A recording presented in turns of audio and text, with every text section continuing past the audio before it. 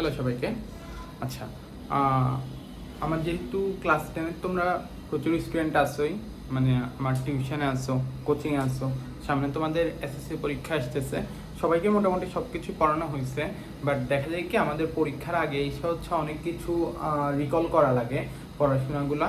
তো ওই ক্ষেত্রে যাতে হচ্ছে অসুবিধাটা না হয় বা লাইক আমার জন্য বসে থাকা না লাগে যে স্যার কখন আসবে, কখন শেষ করাবে, ওই সব প্যারায় না গিয়ে যেহেতু আমার কাছে এতদিন পড়ে আসছো, আই থট যে আমার ক্লাসগুলোই যদি আমি একবার রেকর্ড করে তোমাদেরকে দিতে পারি তাহলে হচ্ছে যখনই তোমাদের ক্লাসগুলো আবার দেখার ইচ্ছা হবে বা কোনো কিছু ভুলে যাচ্ছ মনে হচ্ছে, যাতে হচ্ছে তোমরা খুব ইজিলি রিকল করতে পারো।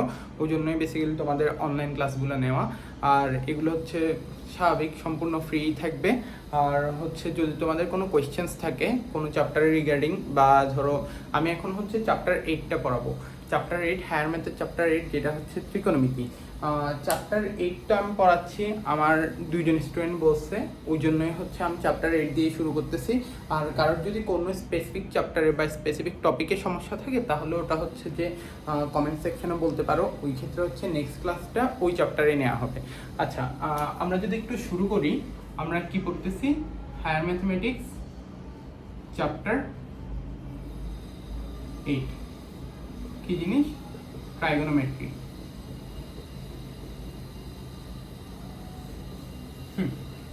আচ্ছা, ত্রিকোণমিতি মোটামুটি সবাইকে পড়ানো হয়েছে, আমি টিউশন বলি, কোচিংয়ে বলি। তাও যদি কারোর কোন জায়গায় স্পেসিফিক প্রবলেমস থেকে থাকে ওই ক্ষেত্রে হচ্ছে যে এই চ্যাপ্টারটা আবার পড়ানো। আচ্ছা, এই চ্যাপ্টারটা পড়ানোর সময় আমি যদি একদম ফার্স্ট ডে থেকে আসতে চাই তাহলে আমাদের কি কোন পরিমাপের পদ্ধতি সম্পর্কে জানা লাগবে এবং কোন পরিমাপের একক সম্পর্কে জানা লাগবে। কোন পরিমাপের পদ্ধতি, কোন পরিমাপের পদ্ধতি কয়টা? দুইটা। একটা কি ষাট মূলক পদ্ধতি, আরেকটা কি বৃত্তীয় পদ্ধতি। আমি যদি বলি যে কোন পরিমাপের একক কয়টি, কোন পরিমাপের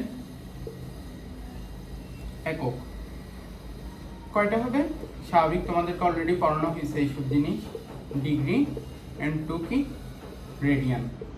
আচ্ছা, এই যে কোন পরিমাপের পদ্ধতি এবং কোন পরিমাপের একক, দুইটা কিন্তু কাইন্ড অফ কো রিলেটেড। একটু যদি বলতে যাই, কোন পরিমাপের যে ষাটমূলক পদ্ধতি, এটার আসলে ঘটনাটা কি যে আমরা যদি একটা, ওই যে আমরা কোয়াড্রেন্ট সিস্টেম অলরেডি পড়ছি, মানে চতুর্ভাগ যে ব্যাপারটা আর কি, টোটাল এই চতুর্ভাগের প্রত্যেকটা ভাগে কত ডিগ্রি করে? 90 ডিগ্রি করে না?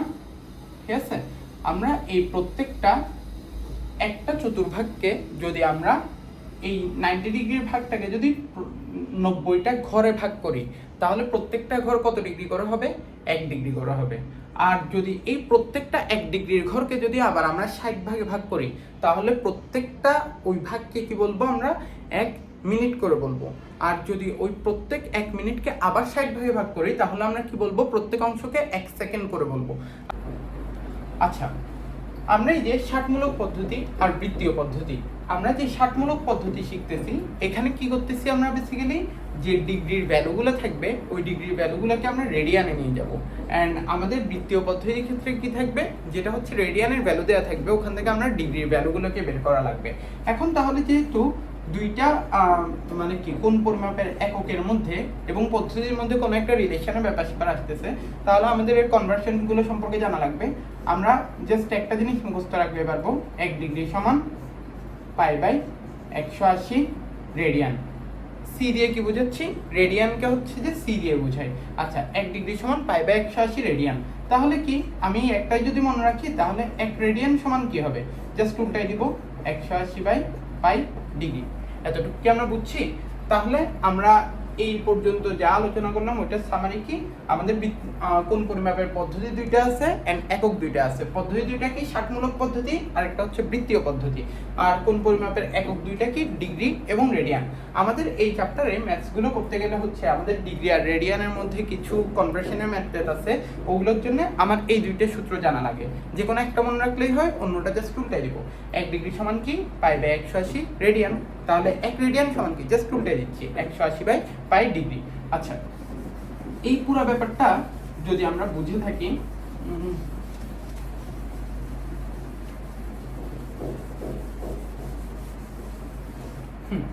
এই পুরো ব্যাপারটা যদি আমরা বুঝে থাকি তাহলে আমরা অ্যাকচুয়ালি মানে ধরো আমাদের প্রবলেমসগুলো কিরকম আসতে পারে যে ডিগ্রি থেকে রেডিয়ান কিংবা রেডিয়ান থেকে ডিগ্রি।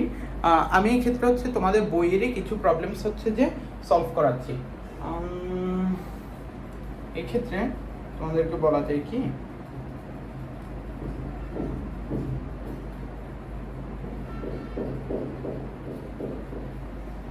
আচ্ছা আমি বলি এই ক্ষেত্রে হচ্ছে যে 30 ডিগ্রি, যেটা কিনা আমাদের বইয়ের উদাহরণ 3-এর ক নাম্বার প্রশ্নটা আমাদের কি দেওয়া আছে, 30 ডিগ্রি 12 মিনিট 36 সেকেন্ড। আচ্ছা এটাকে আমার কিসে নেওয়া লাগবে, রেডিয়ানে নেওয়া লাগবে, রেডিয়ান কনভার্সন করা লাগবে।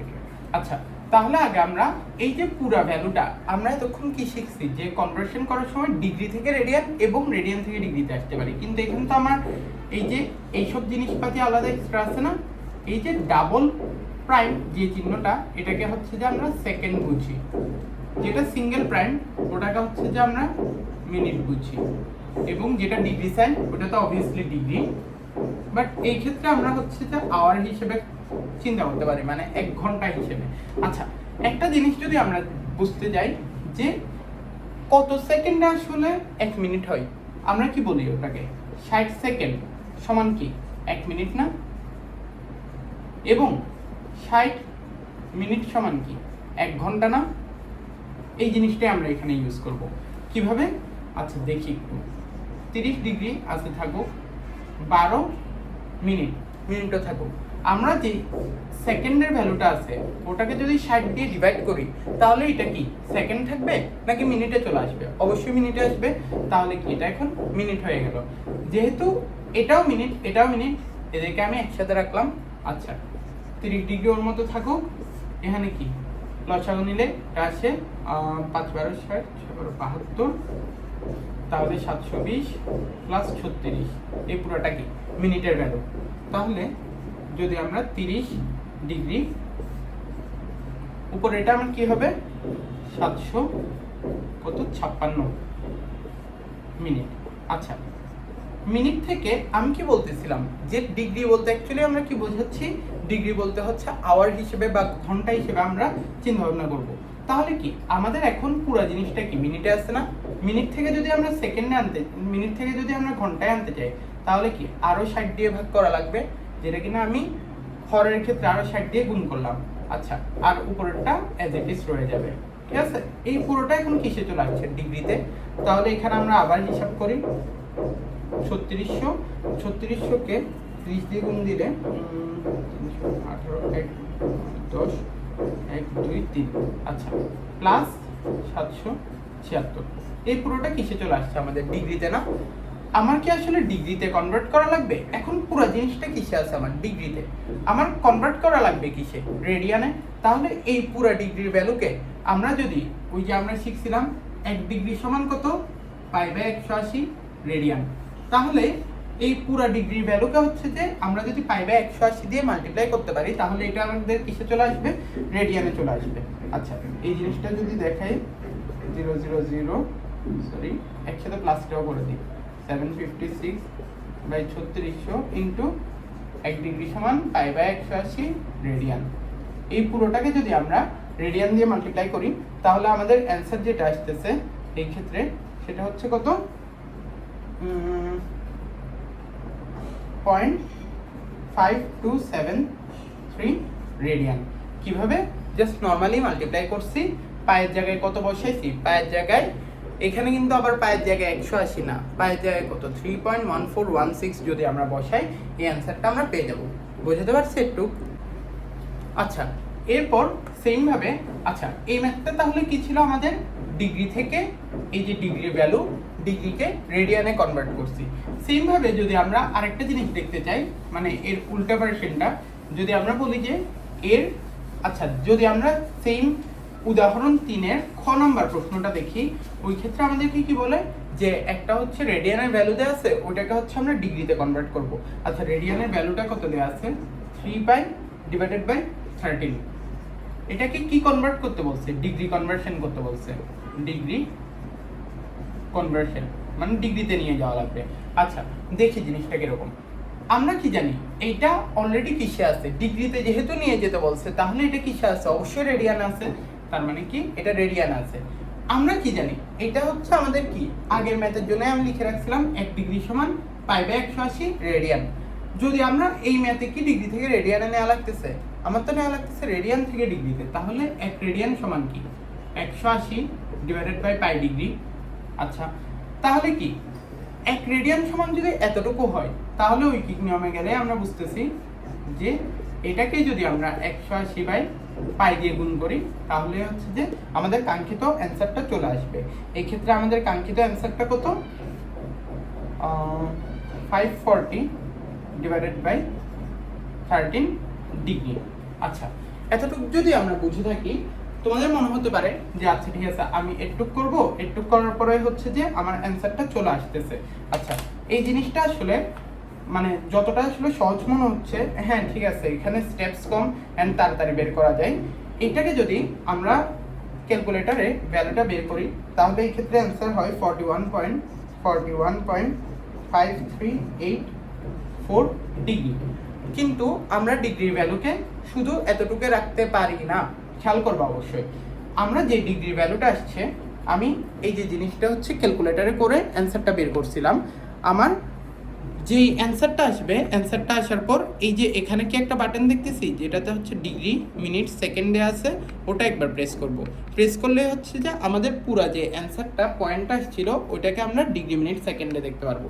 যেমনটা কিনা আমাকে ক্যালকুলেটরে দেখাচ্ছে 41 ডিগ্রি 32 মিনিট 18.46 সেকেন্ড। এটা হচ্ছে যে আমাদের ফাইনাল অ্যান্সার। বুঝতে পারছি?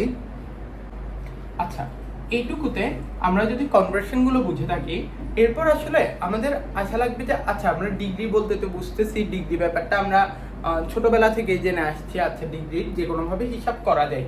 কিন্তু এই যে আমরা রেডিয়ান ব্যাপারটা বলতেছি, রেডিয়ান জিনিসটা কি আসলে? রেডিয়ান ডিগ্রি যেহেতু একটা কোণ, তার মানে কি রেডিয়ানও কোণ না কোনোভাবে একটা কোণ, কিন্তু এই কোণটা কতটুকু বা এই কোণটা কিভাবে আসলে সৃষ্টি হয় এই জিনিসটা যদি একটু বলি, মানে আমরা এখন বেসিক্যালি কি করতেছি রেডিয়ানের আলোচনা। রেডিয়ান কি? ধরো একটা আমার বৃত্ত আছে, যেহেতু বৃত্ত এর অবশ্যই কি একটা রেডিয়াস কিংবা ব্যাসার্ধ আছে। এই যে যতটুকু রেডিয়াস কিংবা ব্যাসার্ধ এই সমপরিমাণ, ধরো এটা হচ্ছে 5 মিটার, আমরা যদি এখানে কম্পাস বসে ঠিক 5 মিটার কেটে ফেলি, ধরো কোথাও হয়তো একটু, তাহলে কি এখানে আমার 2টা পয়েন্ট হয়েছে, এই একটা এই একটা এই একটা, টোটাল 3টা পয়েন্ট। এখন 2টা পয়েন্ট তো অলরেডি ইন্টারকানেক্টেড আছে, তাহলে কি এই থার্ড আর ফার্স্টটাকে আমরা কানেক্ট করে দিই।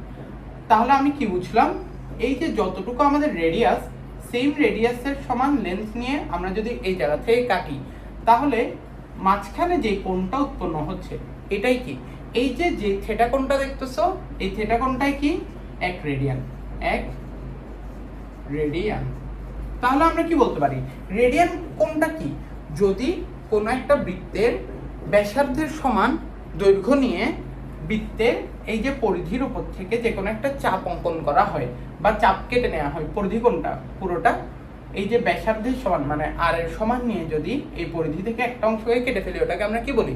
চাপ বলি। এই চাপটা বৃত্তের কেন্দ্রের সাথে যে কোণ উৎপন্ন করতেছে মানে থিটা, এই থিটা কোণটাই হচ্ছে যে 1 রেডিয়ানের সমপরিমাণ। আচ্ছা এখন এখানে একটা ব্যাপার আছে, এখানে খুব সুন্দর একটা ব্যাপার ঘটে।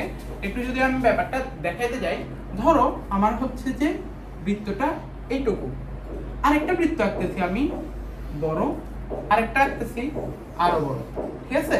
এই 3টা বৃত্তের ক্ষেত্রে কি কেন এরা বড় ছোট হচ্ছে? রেডিয়াসের কারণে।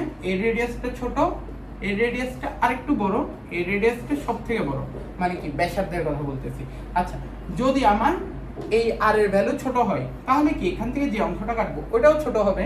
তাহলে এই দুটাকে কানেক্ট করি, ধরো এটা r1, এর জন্য আসছে কি θ1, এটা ধরো r2, সেম পরিমাণ কাটলাম, এটাতে ধরো θ2, এটা ধরো r3 সবথেকে বড় আর, তাহলে কি এটাও কত হবে থিটা 3। এখন তোমাদের মনে হতে পারে যে আচ্ছা ঠিক আছে, আমরা তিনটা বৃত্তের জন্য হচ্ছে যে আলাদা আলাদা ব্যাসার্ধ কিংবা রেডিয়াসের জন্য তিনটা বৃত্ত আঁকছি, ওই রেসপেক্টে আমরা হচ্ছে তিনটা কি পাইছি, রেডিয়ান কোণ পাইছি। এই তিনটা রেডিয়ান কোণের মধ্যে এটা সবথেকে ছোট, এটা তার থেকে বড়, এটা সবথেকে বড়, এটা মনে হচ্ছে না? বাট এখানে একটা ক্যাচ আছে, এই জিনিসটা মানে রেডিয়ান কোণটা অলওয়েজ ধ্রুব থাকে। ধ্রুব মানে কি, যা কখনো চেঞ্জ হয় না। তোমার বৃত্তটা যত ছোটই হোক কিংবা যত বড়ই হোক, রেডিয়ান কোণের ভ্যালুটা অলওয়েজ সমান থাকবে। কেন? এই জিনিসটা আসলে এখন মনে হতে পারে যে আচ্ছা ঠিক আছে, এটা হয়তো বা স্যার ভুল বলতেছেন, এটা একটু দেখাই জিনিসটা আসলে কিভাবে হয়। আমাদের বইয়ে দেয়া আছে এই ব্যাপারটা যে রেডিয়ান কোণ একটি ধ্রুব কোণ। আচ্ছা দেখি, আমরা যে কোনো একটা বৃত্ত নিলাম, বৃত্তের জন্য কি থাকবে, একটা রেডিয়াস বা ব্যাসার্ধ থাকবে। রেডিয়াস বা ব্যাসার্ধের সমান দৈর্ঘ্য নিয়ে পরিধি থেকে একটা চাপ কাটলাম, এটাকে কানেক্ট করে দিলাম। এটা আমাদের কি, অবশ্যই থিটা কিংবা রেডিয়ান কোণ। আমাদের বের করতে হবে এই যে রেডিয়ান কোণ একটা ধ্রুব কোণ। আচ্ছা দেখি, আমরা এই মানে প্রুফটা করার জন্য একটা অঙ্কন করব। ধরলাম আমরা এটা এ, এটা বি, এটা সি। আমরা হচ্ছে যে এ বি রেখার উপর এডি একটা লম্ব আঁকবো। কি করতেছি, অঙ্কন অংশে আমরা কি করতেছি, এ বি রেখার উপর এডি লম্ব আঁকি। আচ্ছা লম্ব মানে কি ভাইয়া, লম্ব মানে কি বরাবর 90 ডিগ্রি না? আচ্ছা লম্ব আঁকলাম, ধরলাম এটা থিটা 1, এটা হচ্ছে আমাদের থিটা 2। এখানে আমাদের এখানে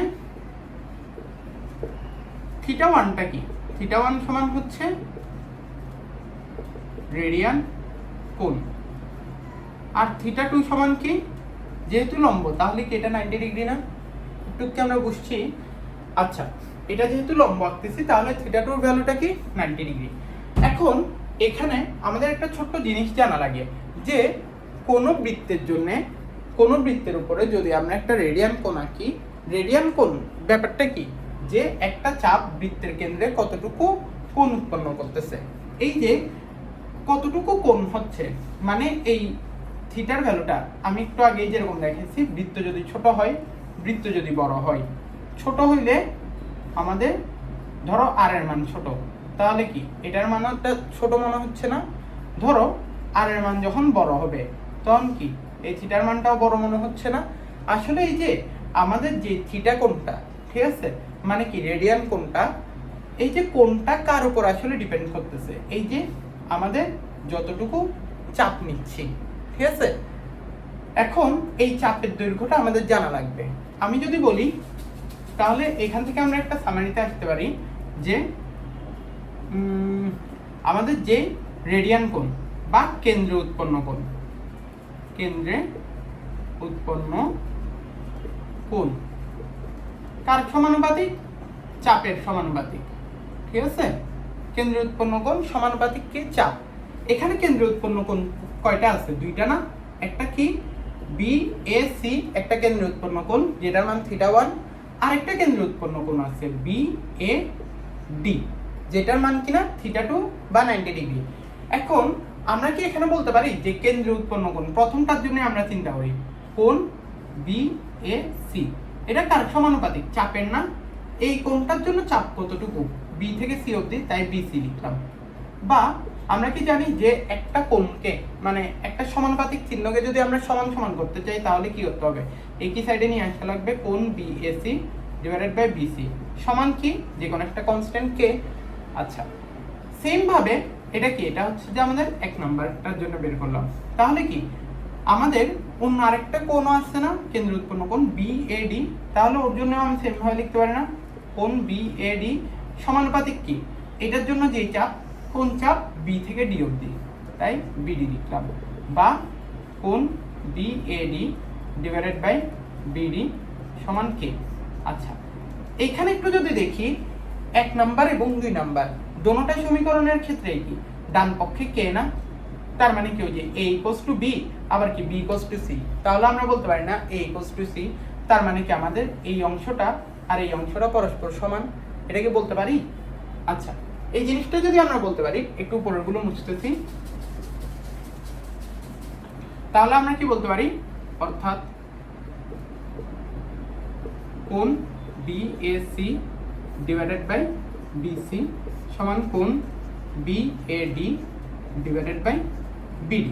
আচ্ছা, এখানে আরো একটু যদি খেয়াল করি, কোণ BAC এর মান কত, θ1 থাকুক, তারপরে কি BC এর জায়গায় BC লিখলাম, তারপরে কি আমাদের যেটা হচ্ছে যে কোণ, আচ্ছা এই যে BCটা কি এখানে যতটুক আর ছিল ততটুক আর নিয়ে না, তাহলে কি BC এর জায়গায় আমরা কি লিখতে পারি, আর লিখতে পারি না, রেডিয়াস। আচ্ছা, কোণ BAD এটা কত, θ2 ভ্যালু কত, 90 ডিগ্রি না, বসাইলাম।